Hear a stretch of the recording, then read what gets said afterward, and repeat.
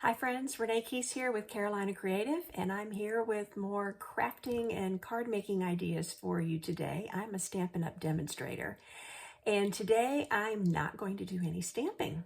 I'm going to talk about tying bows. I had a question recently about how did you tie that bow?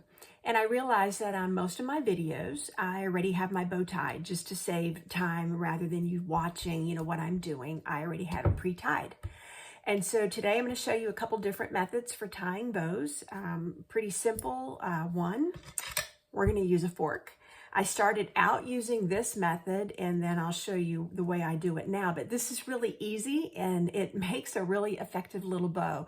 So let me show one example while I'm holding it up here in front of the camera, and then I'll do it again with a different type of ribbon material and down here on my work table so you can see it from different angles. So you need a piece of ribbon. Usually it's 5 to 6 inches long for this. And typically when you wrap it, it just needs, the bottom piece needs to be longer than the top. So I'm right-handed, and so I'm starting with my tail here on the right. You wrap it around the back of the fork. And again, this piece needs to be longer. And I'm bringing it to the front. And now what I'm going to do is tuck it through the middle. So between the prongs, it comes through from the front to the head, pop back out, from the front to the back and pull it through. And now it goes up and over and down the middle. So I'll show you what it looks like from my view. I have the ribbon on both sides, and you can see I'm now ready to tie the knot. So I have the right-hand side that I've been holding this whole time, and the left-hand side has come down from the middle. I'm going to balance this fork in my hand while I now wrap it through from right to left and simply tie a knot. And as I tug it tight, I try to make sure it's even on both sides. Pretty easy to do with a fork like this, but I'm going to pull it tight. And this is what it looks like from the back side. Pull it tight and slide it off.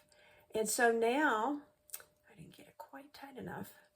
This is a little slippery ribbon, but now I have a bow. Let me let go of it so you can see the whole thing. And you can trim the ends shorter as long as you want at this point to make it the size that you want. And so there is an example of a bow. All right, so let me flip the camera down and try this again. This time I'm going to use twine. So I'm going to put the camera way down here.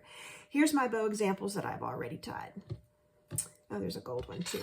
So I'm going to take a piece of baker's twine and do the same thing. Starting with my tail on the right, wrap it behind, down through the middle. It wants to go through. Up and over.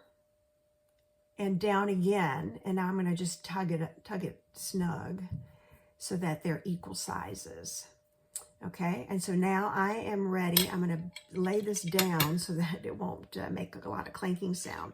I'm ready to tie my knot. I have the tail from the right and the one I came down from the middle. Pull it tight, and there's my bow. Just like that. Okay, so there's another bow.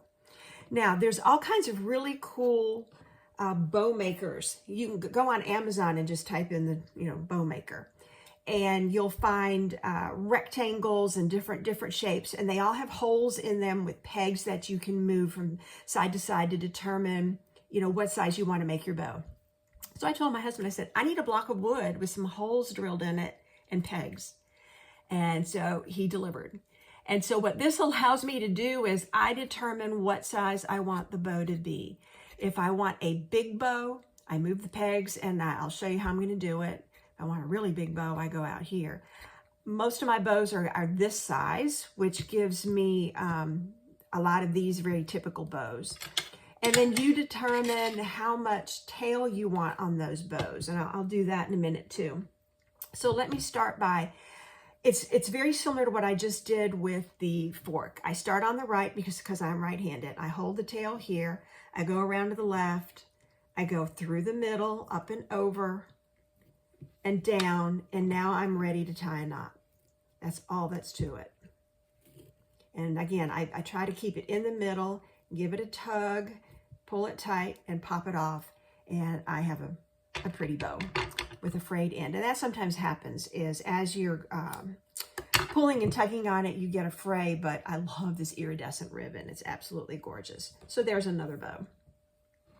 All right, let me do that again. I'm going to use a bunch of different material here. This is retired, but it's shaded spruce with the pretty gold on it. Do I have it? It's big enough? Yep, I think it will. So let's go bigger. I'm going to, again, I'm starting on my right, holding it in place, wrapping it around, up through the under, up and over. I try to tug it when it holds. I let go. Okay, around, up through the middle, over. I try to tug it is what I was about to say, so that I know that they're snug and even. And then again, I kind of tug it, make sure I've got it in the middle as I'm tightening, tighten the bow, tighten that knot, and pop it off, and I have another bow. All right, let's go back, try one more here. Different type of ribbon. Again, this is a retired, but I think it's Sweet Sorbet. It's just really pretty. I've been using this on some of my Christmas cards because of the red and white. I just think it's really cute. Same thing, up and over, ready to tie my knot. Get it in the middle, give it a tug. And you can see some of these I've left some longer. I may trim these shorter when I get ready to use it. So another thing we can do is do a double bow. I don't do many of these, but let's give it a whirl. So I'm going to start same way on my right. I'm holding this. I'm going to wrap it twice like this. Go down, over, and I'm ready to tie my knot. And once I do this, and as I tie the knot, I kind of tug it down so that hopefully the tails will go down. You see how this is heading downward. Okay. And then I'm going to slide it off and separate these because this is a double. Like this, pull it apart. So now I've got a plump little double bow ready for a glue dot or two. I might put two on something like this just to hold it in place. So there's my bow. I'm going to put it in the palm of my hand so it'll stay tight. There's the bow.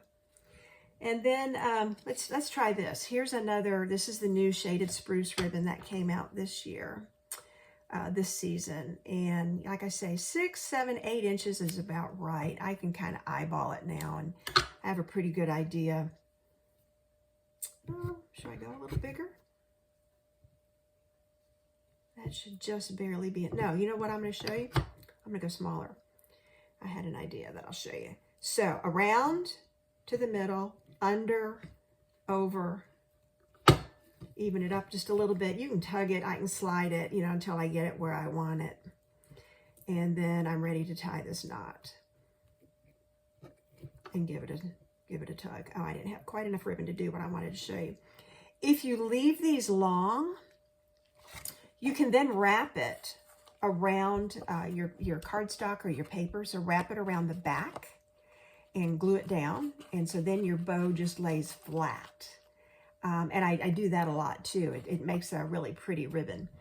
The other thing I wanted to show you was if you don't want to tie bows, the simple thing to do, like I did on this card, I glued down a piece of ribbon and I took another small piece and just tied a knot. So this is, in fact, if I didn't have a glue dot behind it, it would slide around. But that's just a knot tied on the top. And so I wanted it to look like an ornament. And so that was the effect on that card. So that's my tips for today. Other than lots of ribbon, no actual product demonstration. So if you like what you saw here, you know, keep following me at Carolina Creative, hashtag Carolina Creative, or at Carolina Creative. You can find me on the Stampin' Up! Network, Renee Keese at Stampin'Up.net. Thanks for joining me today. I hope this was helpful. If you struggle with tying bows, the other thing, you know, with the ribbon is, yes, you can always just tie a ribbon, make 2 loops, or, you know, make your loop, go around, pull it through to make the other loop. And there's a bow. I know a lot of people say, I can't tie bows. I struggle with tying bows. That also works. if I'm doing a bunch of bows, you know, for a class or something, using a little bow maker just makes it faster. So that's another way to do it. So thanks for joining me today. Like I said, hope this was helpful. Stay tuned for the next video.